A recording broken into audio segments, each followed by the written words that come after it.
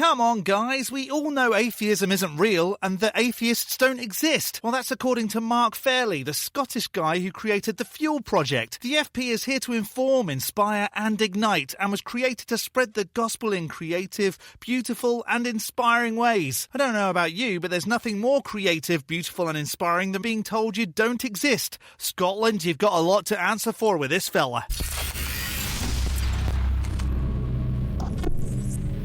Hello, I'm the Skeptic, the British floating circle that watches people make extraordinary claims, and then I explain why I don't accept what they're saying. It's usually the fundies in the USA that give out the crazy, but occasionally someone in the UK jumps in with saying stupid things about gods and how atheists don't really exist. Mark Fairley created the Fuel Project to try and convince folks that gods is real, and honestly, he's not doing too badly. Since 2011, he's convinced a fair few people that Godfrey the Cloud Wizard is real, and as a thank you, people just send him money. Lots of money. What the actual f***? I'm clearly in the wrong business. Mark thinks atheists don't really exist and probably has really stupid reasons for that, so we're about to find out how I'm bending the truth to even be making this video. But before all that, if this isn't your first Skeptic video, hit the like, the subscribe and the bell, and perhaps better videos will start to exist in your sub feed. And a super thanks to those that hit super thanks in some recent videos. Nightmare and Megatron Jenkins. And a big thank you to channel members who get to use Lisa the Rainbow Giraffe and more hen emojis. Lisa the Rainbow Giraffe bestows leaves upon you all. More hen. I'm worried I'm going to start fading like Marty McFly's family in this video. Have you ever seen memes like this one going around the internet? Often with a bit of text that says that we are all atheists at birth until some adult gets a hold of us and starts filling our brains with nonsensical ideas about God, that atheism is the natural condition of the human being. In this video, I'm going to explain why not only is this a false premise, but actually it's the other way around. We are all born theists. We are all born with an instinctive knowledge of God. And actually, atheists don't really exist. Incorrect. Already. That was easy. Do you have children? Let's dumb it down for the crazies in the Highlands, shall we? Are children born with the knowledge of Santa, or do you teach them about the concept and what comes with that? We don't. We just tell our kids that Santa brings presents, not for being good or bad. That's just what he does. And eventually, we will explain the truth behind it. But there's definitely some teaching involved. But hey, I've just started the video and you probably have really great reasons for why atheists aren't actually atheist. If we go back through the centuries, before the internet, before mass travel, before TV, before even books, the cultures of the world were developing largely independent of one another. Go back 1,000 years to Great Britain, for example, and the average person in Britain had no idea what was going on in, say, China. And people in China had no idea what life was like in Africa. And people in Africa had no idea what was going on in North America. People had much smaller horizons then, and the average person would have been born, lived and died within quite a small radius. And therefore, they developed very unique and localized cultures. Now, even though these local cultures were different and were unique, it's interesting to note that for all of the differences, there were some common themes that began to emerge. What's that theme? What the f*** is all this? Where did it all come from? Let's make some shit up because we don't have the means to access more information. Every single human culture across the world had some elements that were the same from place to place, meaning that a Briton could have gone to China or Africa or North America throughout history and seen things that they recognized as being distinctly human and similar to things that were going on back home. For example, all cultures had an instinct to make music.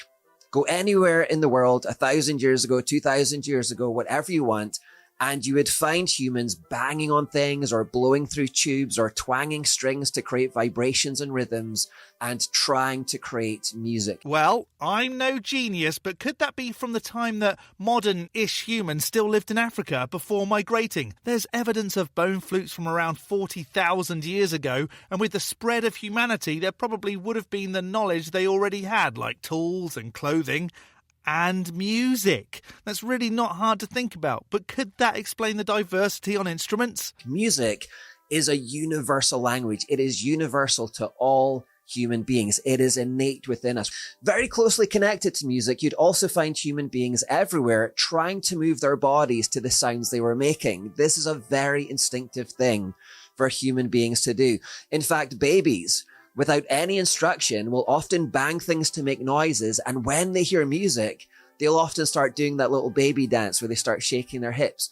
Nobody tells them to do this. Don't they? Are you sure? Because I'm pretty sure the way kids learn skills is by being taught how to do things and by observation. My 2-year-old does 48-piece jigsaw puzzles without thinking now, but he had to be shown how they work. There's no way you have children. You'd have to know that. But it's an instinctive thing for humans to move their body to the music. You like a little baby dance. Dance is a universal language. You'd also find games in every culture. It's an instinctively human thing to want to play games and to want to have fun. Now, the games are very different from nation to nation and culture to culture, but this idea of competing with one another and having fun is a universal thing to all human beings. One of my favorite movies is The Secret Life of Walter Mitty, and there's a scene in that movie where they're in Nepal, I think it is, and they don't know the language, but they see the locals kicking a ball around, and they instinctively know what that is. They're trying to have fun, they're playing a game, and that instantly bonds them, and they go and join in. You do know that movies aren't real life, right? Sport is a universal language, therefore, that everyone understands. Go anywhere in the world, and of course you'd find some kind of food culture as well, because we of course all need to eat. This is an intrinsic thing to being human, that we need to eat food. Well, no duh. Now you're just being stupid. What's next? All humans eject feces from their rectums too? So go anywhere in the world, and you'd find some kind of local food culture as well. You'd also find love. It's instinctive within human beings to fall in love with members of the opposite sex. And interestingly, you'd also find marriage in every culture. Wrong. People fall in love with people, not necessarily of different genders. Do you just deny everything that goes against what you think is a sky wizard's wording? Britannica says, some form of marriage has been found to exist in all societies, past and present. Its importance can be seen in elaborate and complex rituals surrounding it. Although these laws and rituals are varied and as numerous as human social and cultural organizations, some universals do apply. Okay, people get married, but it took a while for that to spread. And it seems like you're just forgetting that there was a whole history where folks weren't getting married. It makes sense that the spread of these things took a while, and it's really not that surprising. So wherever you go in the world, you'd find humans making oaths of love to one another, to promise to spend all their days with another human being. So monogamous marriage is a universal. Hang on, you did say to go back a while, right? Modern monogamy has only been around for the last, 1,000 years or so? STIs may have had a big part to play in making humans more monogamous, which makes sense. It was safer to not get an STI, so making up won't get you anywhere, Marky. So music, dance, play and fun, food, love, these are universal languages. These are not things that need to be taught to anyone. These are hardwired within us. And though nobody ever taught us or showed us how to do these things, we would still have this instinct to make music and to dance and to have fun and play games and to eat food and to love. I don't know. I'll agree with you on one, maybe two. Your body needs food to survive. The species needs some form of mating to survive. The others, I reckon, are very taught or learned. Now, there's another common theme that runs through every culture across the world and across all of history. And it's an instinct to believe in a spiritual world beyond this one, to believe in eternity, and to believe in some god of some kind, and to want to worship. Wrong again, Skidmark. Ruism, Taoism and Buddhism had or have no higher power belief. No gods. Hinduism doesn't believe in an eternity, and in ancient Greece, before religion got its grubby little hands on it, there was no real worship. They were largely atheistic, so you really don't have a clue, do you, Mark? Every civilization, though they developed completely independently of each other, for all of history, independently understood that there was something more to this world than what we can feel, see, touch, and taste. And every human being was seemingly hardwired with this inherent desire to worship. No, they weren't. See my previous comment. Just as you don't need to teach human beings to make music or to dance or to play games and have fun or to eat food or to fall in love, you don't need to teach babies to believe in God. It's already there, innate, hardwired within us. But you do have to teach folks how to play music. You don't just know how to play a guitar, you wingnut. If you did, I'd be in the Red Hot Chili Peppers and not John Frusciante. In 2014, Boston University conducted studies on this and concluded that we are hardwired to believe we're immortal. The authors of the study said, most people, regardless of race, religion, or culture, believe they are immortal. Most people or most kids? Because it says right there. And it's hope, desires and emotions. I'd hope I could live forever as a child too. What does this prove? Believing some core or essence will transcend the body and live forever. But what is this essence and why do we believe it survives? And why is this belief so unshakable? They said researchers have long suspected that people develop ideas about the afterlife through cultural exposure, like television or movies, or through religious instruction. But perhaps these ideas of immortality actually emerge from our intuition. Researchers say it is taught, but one person thinks it could be something intuitive.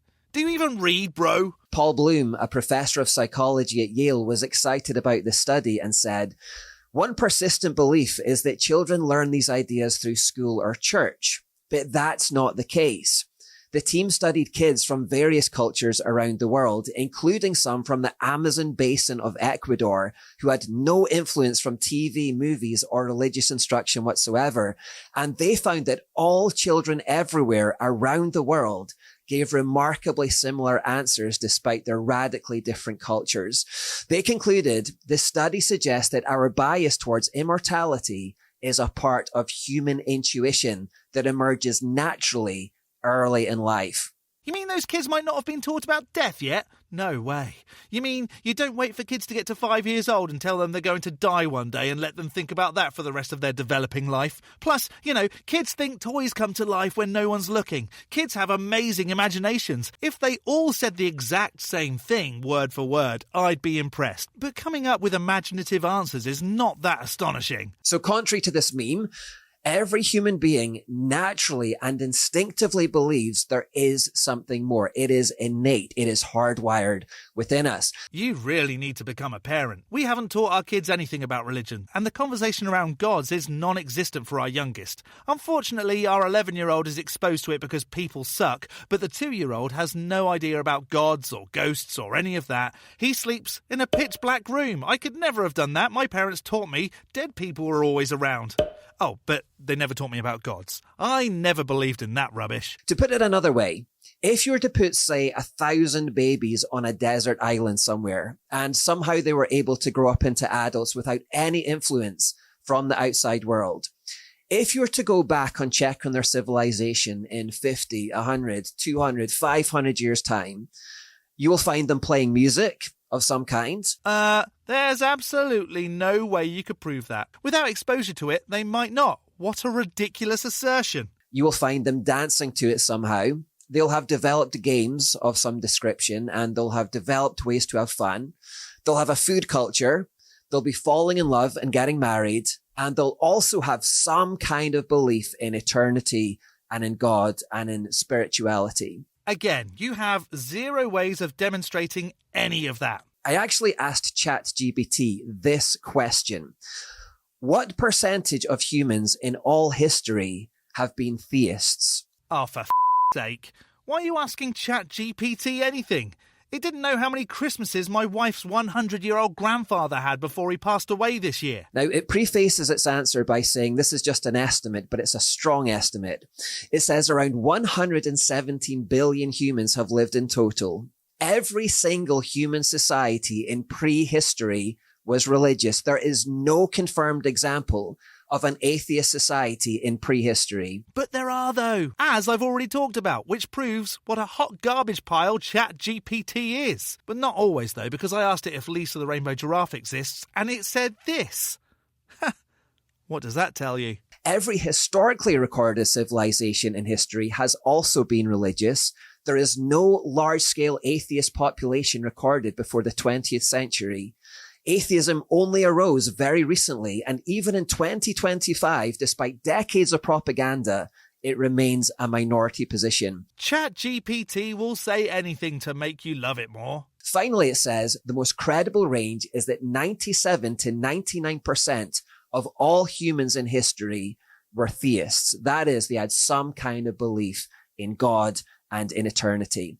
Now, surely, if the memes are true, that would not be the case. And if you're using ChatGPT as a source of factual information, you're not as smart as you think you are. If atheism was innate, surely that would be the predominant position all throughout history. If God belief was innate, everyone would believe in the same bloody God. Everybody. And we would find many more examples of atheistic societies as we look throughout history and look through different cultures. And yet we don't find that. What we find is that humans overwhelmingly, naturally believe in God and in some kind of eternity. Except they don't. You've got the thousands of flavours of Christianity, which believe different things. You've got Islam, which believes in some version of the Christian God, but with other stupid stuff tied in. Multiple gods in Hinduism and a completely different God in Sikhism. Some of those don't believe in eternity either, so you're just wrong, Marcus. Now, this fits with what the Bible says. The Bible says that God has set eternity in the human heart.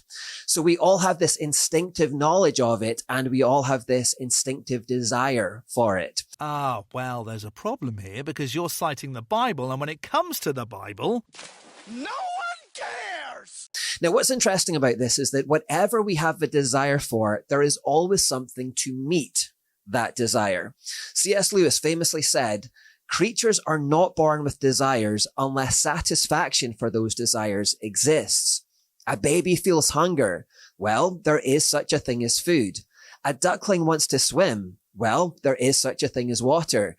If I find within myself a desire which no experience in this world can satisfy, the most probable explanation is that I was made for another world." Well, in that case, I desire an explanation for the existence of stuff, and I'd like that explanation to be Lisa the Rainbow Giraffe, leaf be upon her. Is that all it takes? At least Lisa the Rainbow Giraffe, leaf be upon her, isn't a giant that will send you to a torture pit for not accepting her existence, unlike some other gods. We have an instinct for music because there is such a thing as music. But you know about the music, have been taught about the music. You can demonstrate the music before desiring it. You can't do that without a god, pal. We have an instinct for dancing because there is such a thing as dancing. We have an instinct for play and for fun because there is such a thing as games. We have an instinct for food because there is such a thing as food. We have a desire for love and for marriage because there is such a thing as love and marriage. And therefore, if we find within ourselves an innate desire for eternity and for God, it follows that those things exist too. Ding, ding, ding! Here it is, folks, the dumbest thing said on the internet today. I have a desire for God belief to not exist because it makes people really stupid. So suddenly, because there's no need for it, it doesn't exist. Case closed. Thanks, Markham in the middle. You made that really easy. Now, the Bible says the problem here is that many people deliberately suppress that instinctive truth within them about God. And the reason they do that is because they want to sin. That is the driving factor behind atheism, that people want to sin and they don't want to be held accountable by God. Of course the Bible says that. It needs the concept of sin to be real so that people need the God to cancel it out for them. Here's a problem I created and this is the only solution for it. But again, you've used the Bible. And no one cares! It says wicked people suppress the truth by their wickedness. They know the truth about God because he has made it obvious to them. For ever since the world was created, people have seen the earth and sky. Look at the trees! Through everything God made, they can clearly see his invisible qualities. Clearly see invisible qualities? What is an oxymoron? His eternal power and divine nature. So they have no excuse for not knowing God. Apart from the fact that one hasn't been demonstrated, you've just had a ton of "this is what I think" going on here. Yes, they knew God, but they wouldn't worship him or even give him thanks. And they began to think up foolish ideas of what God was like. As a result, their minds became dark and confused. Claiming to be wise, they instead became utter fools. So this is why I titled this video, Atheists Don't Exist. Because contrary to the memes, everyone is born with an innate knowledge of God and of eternity. And that knowledge must be actively suppressed if you're to be an atheist. And people will do that because they want to sin and don't want to be held accountable by God. Maybe speak to an atheist and ask why they don't believe instead of living in your own bubble and making up crap about people. I'm not convinced of gods. That's why I don't believe. I'm not convinced of sin either. I'm not a non-believer just so I can wear mixed fabrics and get tattoos, which are pretty stupid sins anyway. But if you keep doing that, if you keep suppressing the truth, your mind eventually becomes dark and confused, and then you fall into moral decline. There's a difference between suppressing truth and not being convinced of arguments. And you saying atheists don't exist is definitely not convincing. And that's what the rest of this passage is all about. It says that if you suppress the truth about God, you will begin idolizing other things instead. First of all, because you can't switch off that desire to worship. That's a part of innate human nature. And then you'll get into sexual confusion and then all of these sins listed here. Go on then, Marky Mark. Since you know me better than I know me, what is it that I worship? I cannot wait for a response to that, you donut. In fact, have you noticed that as our society has suppressed the truth about God, all of these sins have begun to become far more common? Hang on a moment. That all looks like what believers in gods do, especially the quarrelling, malicious behaviour and gossip. Church ladies love that. I call projection, Your Honour. Now, I've put a little asterisk next to this title, though. Why? Because if you keep suppressing the truth and if you keep deceiving yourself, there perhaps does come a time when God stops striving with you and abandons you to your self-deception and to your lies. You know, a god could just prove itself and stop with all the nonsense, but it really doesn't sound powerful enough to do that. It just apparently gives up. It can supposedly create an entire universe, make humans in its own image, flood the entire planet, but when it comes to convincing someone of its existence, it just gives up. What an absolute waste of time. The Bible says that we are all born with a conscience that bears witness to the truth about God. Oh, for f***ing sake, stop quoting the Bible. No one cares! Now, finally, some people might say, I'm willing to accept that 99% of people throughout history have been theists and have instinctively been reaching out to God, but the forms of spirituality that people have found throughout history have always looked very different from culture to culture. So, what do you say about that? And to that I say, this is why Jesus Christ is so important. For a long time, humans were kind of groping around in the dark, looking for God. They instinctively knew that God was there, but they didn't know how to find him. They were ignorant of how to find him. So they were taking wrong turns and they were grasping at the wrong things. So this is why God himself took the step of coming down to us to reveal himself to us in the flesh of Jesus Christ. Hang on, Krishna supposedly revealed himself, you wingnut. Now you're just being ignorant and saying that only your religion is correct. Perhaps it's because it's what you believe. What a coincidence. There's only so much dishonesty one can take, so sorry Mark, you didn't demonstrate atheists don't exist, you just asserted a whole lot of BS, just like every other theist ever. But if you want to hear the rest of the video, I've put a link in the description, you know, just in case you wanted to subject yourself to that. Again. Do you think Mark managed to make atheism vanish? Let me know in the section below. I'm going to skeptic this as still being loud and proud with my non-belief in gods. A big thank you to this month's top level ticks on Patreon. Dark Ether Piao, Temo, the Barely Bearable Atheist, George, Godless Granny, Addy Rockart, the Enixes, Jakari, Elizabeth, Whiskey Tech Fred, Rick and Ray, as well as all the $3 base ticks and channel members. You can become a supporter on Patreon too at patreon.com/theskeptic. The link is in the description along with links to all my other socials, or you can become a channel member by hitting the join button below this video. Don't forget to hit the like button and subscribe if you haven't already. From me, the Skeptic, stay safe, keep thinking logically, and ask questions. Skepticism is the first step towards truth. See you next Saturday.